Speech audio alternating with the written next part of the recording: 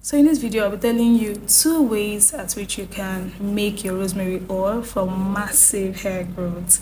And I hope you stay to the end of this video so that you don't miss out on anything. So the first one is using the direct heating method, meaning you get your carrier oil ranging from your olive oil, your argan oil, your jojoba oil, your coconut oil, whatever carrier oil you have, right? Be it 250 ml, 500 ml, 1 liter. So what you need to do is measure your rosemary. If you're using dried rosemary leaves, you could use like 3 to 4 spoons of it, and you can use like 1 to 2 spoons of clove, right? So that's 3 to 4 spoons of your rosemary, 1 to 2 spoons of your cloves. You don't need to use too much cloves, right? Because cloves have drying effects. So it depends on the quantity of your oil. You can just use this one to gauge what you would put, right? In my rosemary oil, I added flaxseed. So just use like 1 spoon of flaxseed. So you would first off put your rosemary leaves in your carrier oil on low heat, right? You put your rosemary leaves, then you go ahead and add your cloves, then you go ahead and add your flaxseed, right? Within 10 to 15 minutes, keep monitoring it, and you switch off your gas or whatever you're using to work on this product, right? Ensure that you monitor it, ensure that your oil does not get burnt, ensure that you are very close to this oil when you're preparing it. For one, I use fresh rosemary leaves, so that was how I was able to monitor it to ensure that it did not get burnt.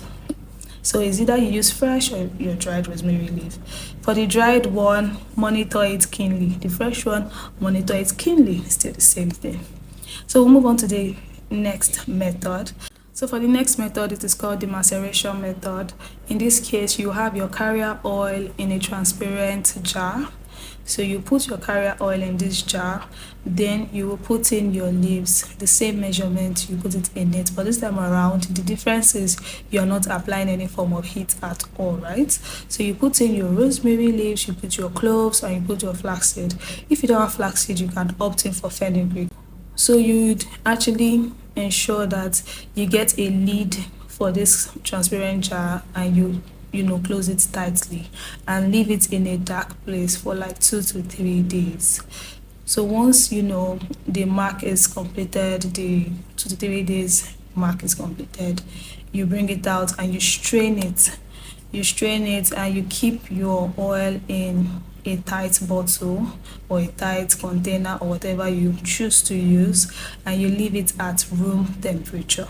So either of these two methods actually fine, anyone you feel that is okay for you. The first one is actually like the fastest, right? And one thing about the first one is once you switch off your gas, you can leave it for 24 hours to macerate for a bit. So that is what I do. So either of them, whatever works your boat, whatever suits you, do it.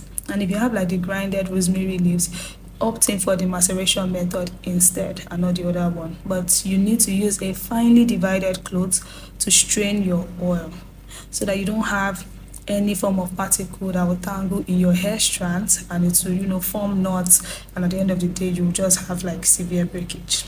So I hope this helps you. Ensure that you opt in for rosemary oil today, because you're going to see differences in your hair growth. Can you see my edges? Can you see how it is growing out and all of that? Can you see my hair?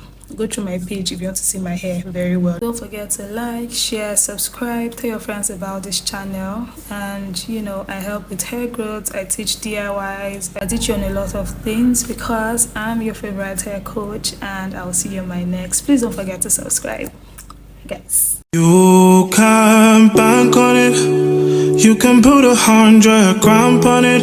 Anything I said, I'll stamp on it.